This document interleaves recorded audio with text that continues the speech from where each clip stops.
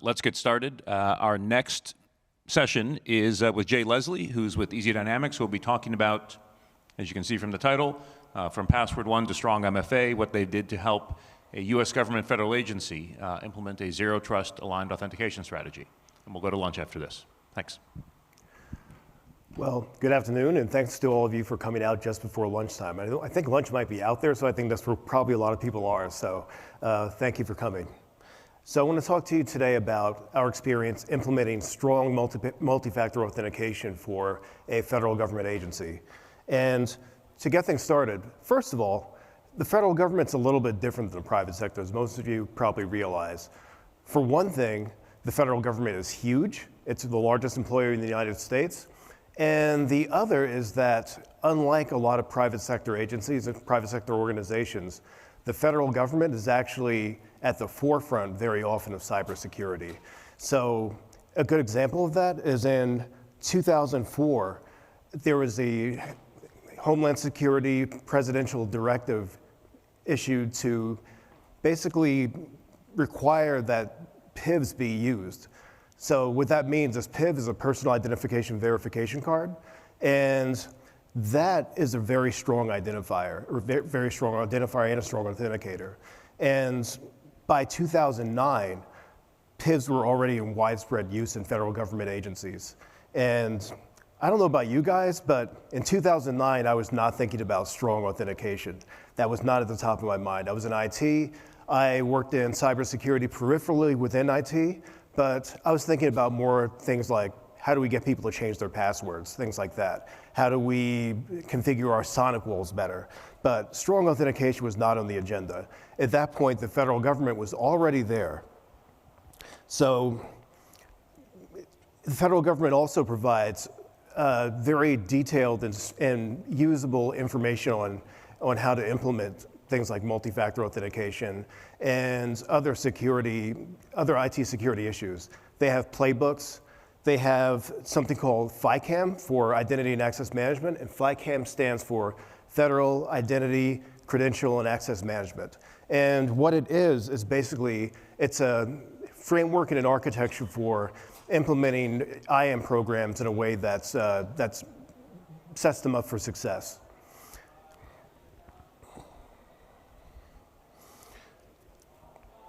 So our mission at Easy Dynamics was to implement a FICAM program for a federal government agency. And just to go back a little bit, the interesting thing about the federal government is, like I said, it's very large.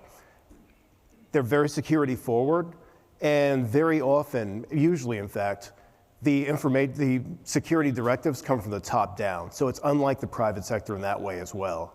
So I've worked for other organizations, mostly nonprofits, and usually there's a cadre of IT professionals and security professionals who are pushing up these policies and pushing up the idea that we need to be more secure, that we need to do more to protect our identities and credentials and things like that.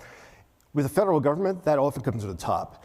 And it'll come from things like Executive Order 14028, which is what basically started the idea that we need to do zero trust, which is connected to this presentation as well. This is not just an implementation of an ICAM architecture. It had to be zero trust aligned.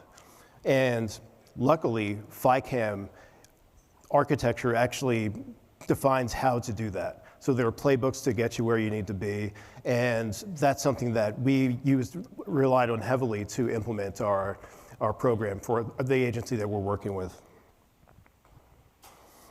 So as I was saying, the FICAM architecture is a set of policies, technologies, methodologies that helps federal government agencies ensure the right people have access to the right information at the right time and for the right reasons. And basically there's three practice areas. There's identity management, credential management, and access management, and those are supported by the ideas of federation and information governance. And those things, especially governance, really ties tightly into zero trust. So our solution was to implement, really to focus on in-place technologies to the extent possible. We like to do commercial off the shelf when we can, and the reason for that is really cost control, for one thing, And also, it's familiar technology. So it's familiar to the people who are implementing it on the ground. It's lower cost to implement. And that tends to make, we found that tends to make for a more seamless implementation. And the areas we focused on were access management, and again, these are the FICAM practice areas: access management, identity management within the organization and externally, so I'll get to that in a little bit, and identity governance.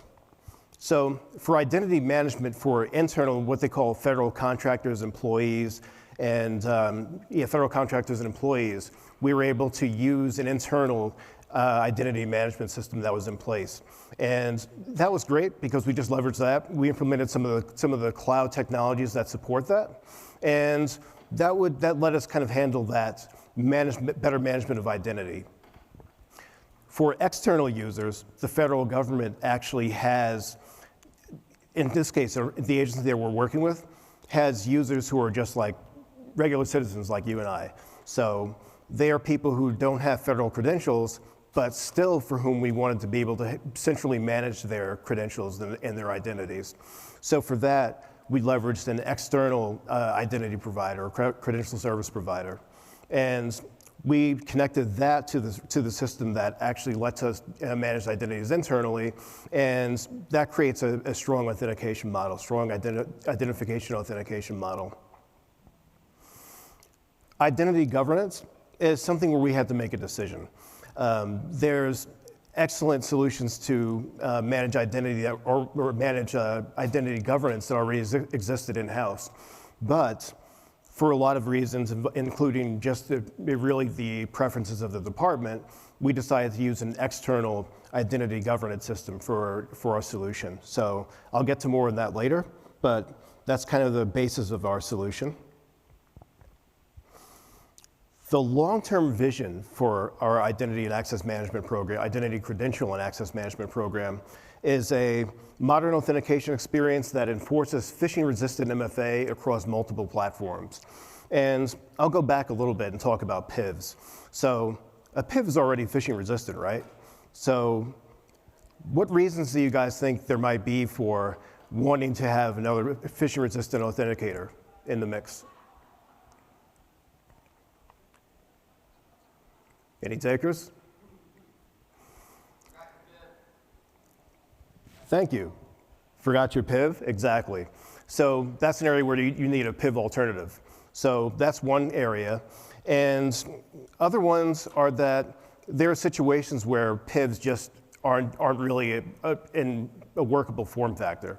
And one of those is mobile devices. So in 2007, iPhones came out, clearly, and soon after that, there were Android devices, and pretty much by early 2010s, most agencies and most organizations supported these devices, which are basically computers that fit in your pocket, right? But it's a lot harder to secure in a lot of ways because things like PIVs and other authentication mechanisms don't necessarily work as seamlessly with them. They don't work as well. But now, through FIDO, we actually have things that do work with them. So we have things like YubiKeys, FIDO hardware keys that can make it possible to provide phish-resistant authentication on a mobile device and provide an experience that's that's really just as safe as you would have with a regular laptop or desktop computer.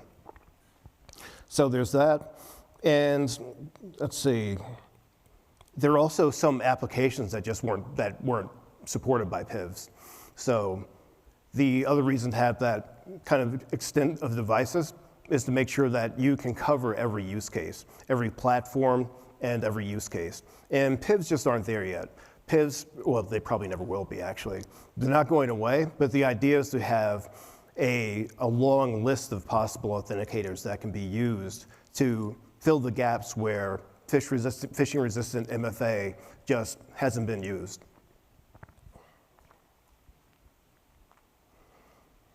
So in the current state, after we've been doing our work with the agency we're working with, we basically have a system where now we have support for multiple authenticators.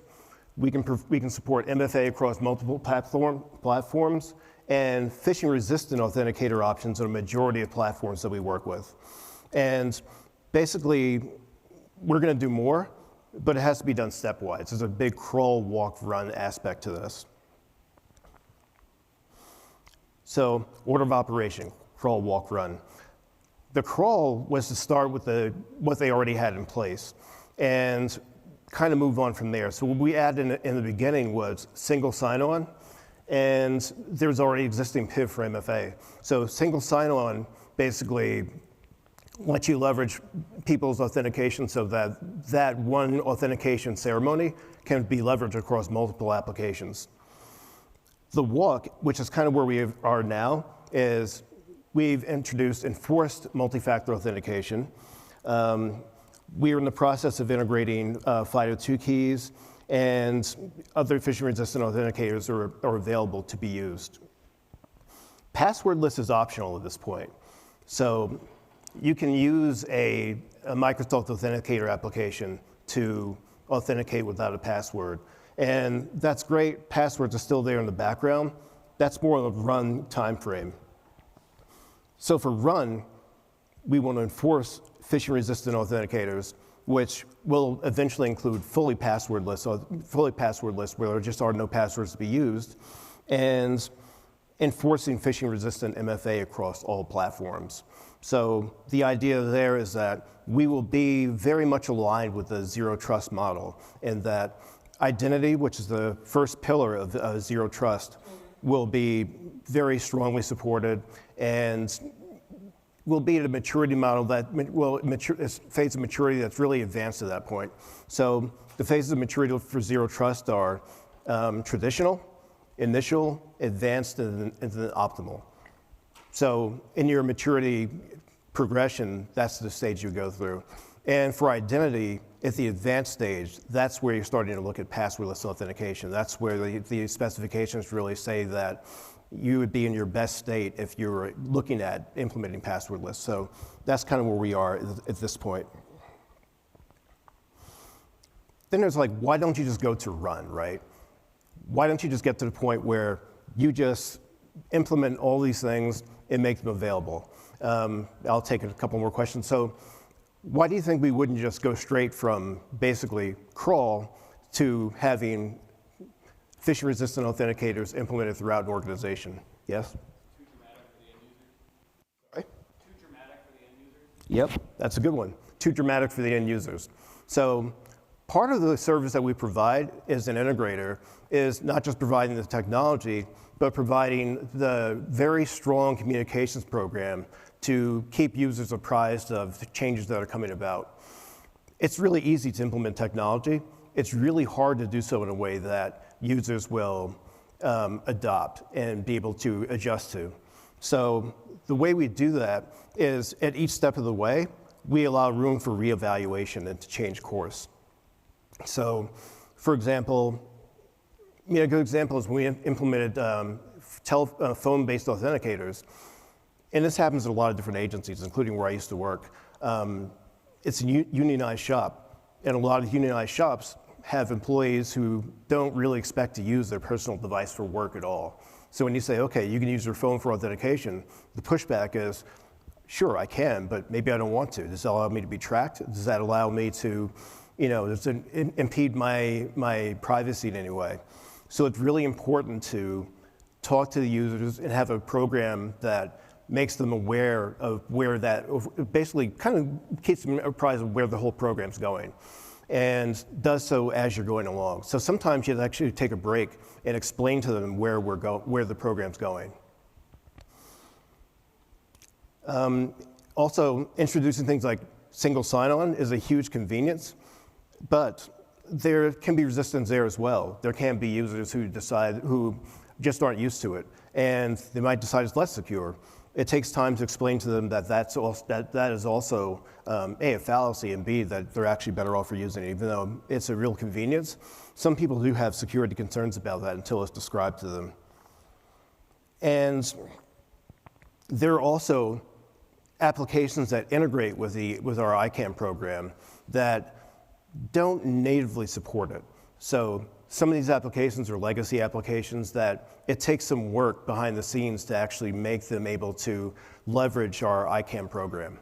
And we can get a list of what those applications are, but you really don't know the problems that you're going to run into until you actually start doing the work, until you're actually in the process of implementing those applications and talking to the users.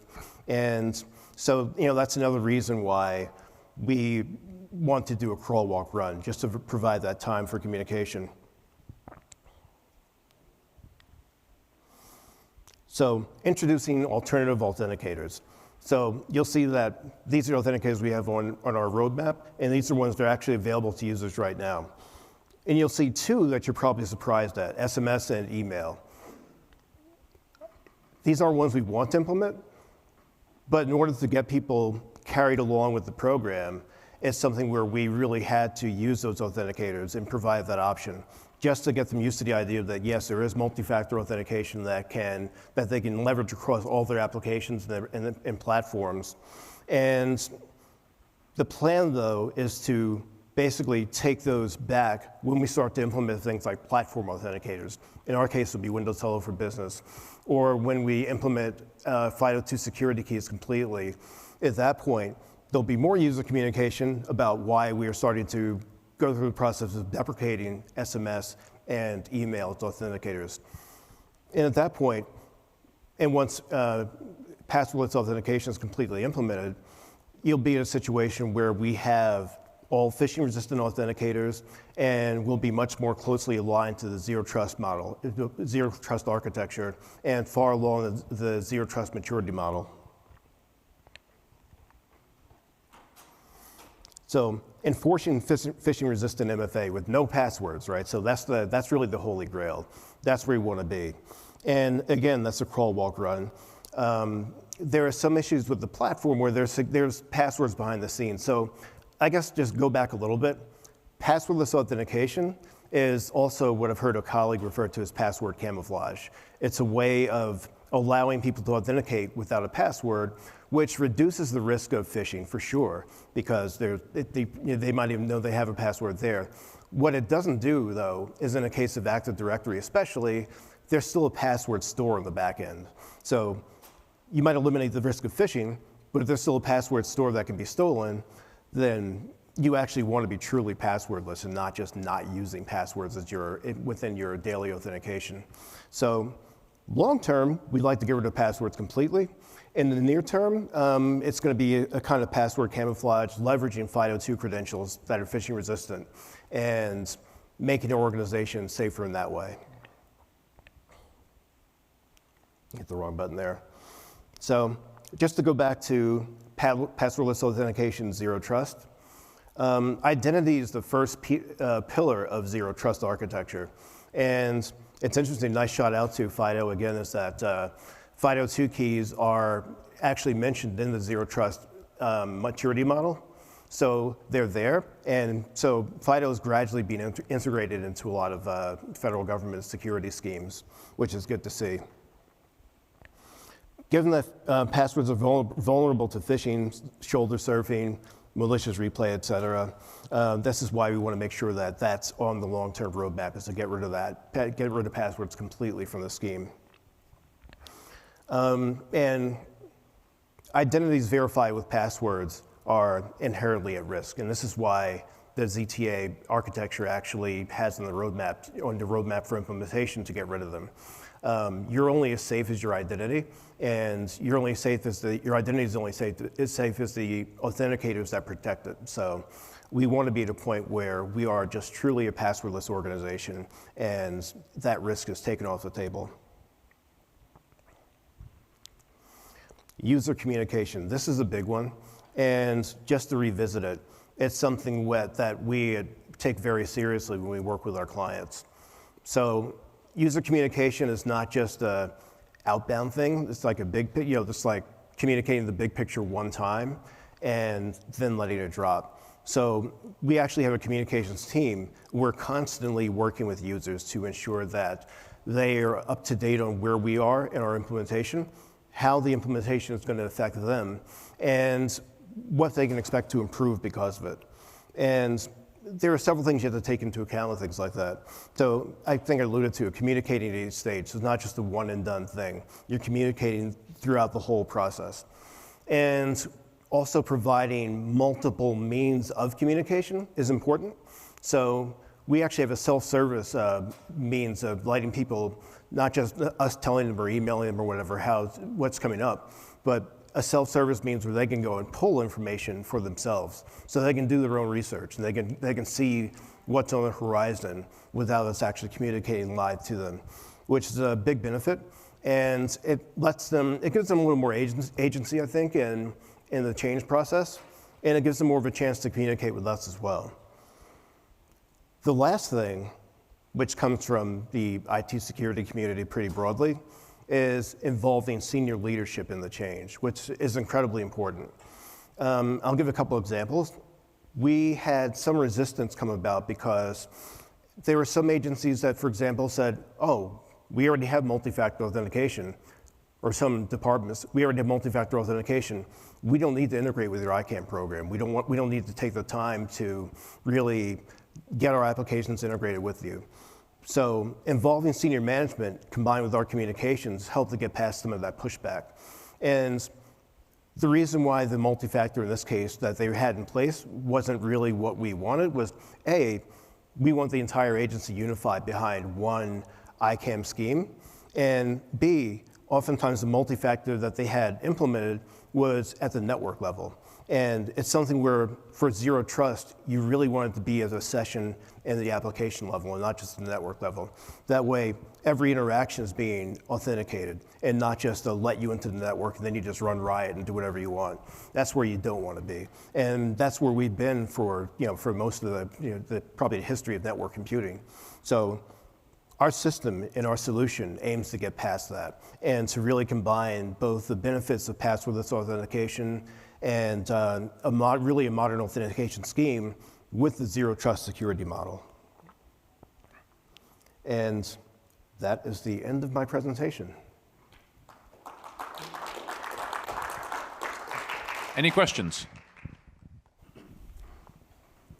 Thank you. So I had a question about, you said that PIVs aren't going anywhere. I'm just curious, is there any benefit to them over another kind of security key like a YubiKey or any other security keys, or is it just that the government has already bought thousands of card readers and it's too expensive to switch over? Sorry, my hearing's a little off. Could you repeat that? Yeah, is there any benefit to PIVs over other kinds of security keys like YubiKeys?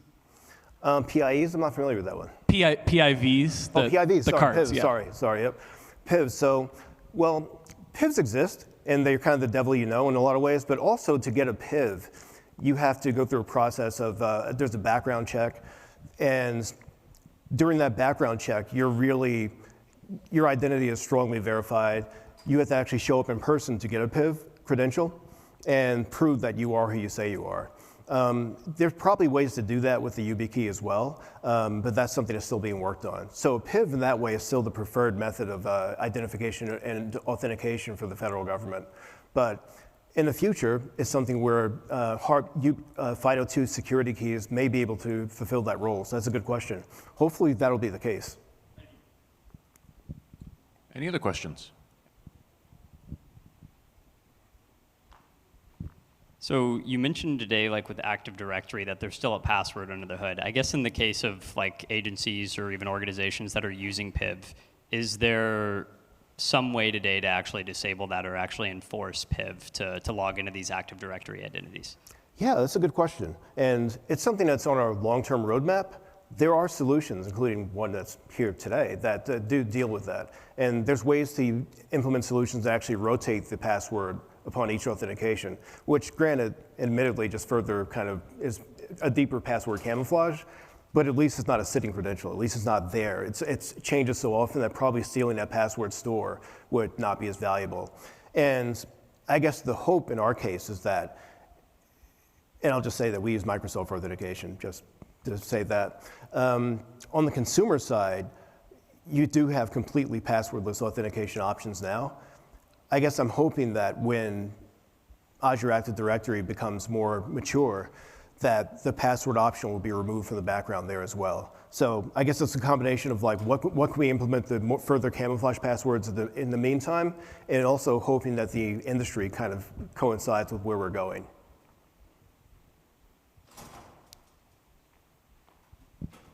Any other questions for Jay? All right, well, I think we're about time, so breaking for lunch in the exhibit hall, and then we'll reconvene at 2:15 with the panel I'll be moderating with GSA and NIST and the IRS. So we'll see you soon. Thanks.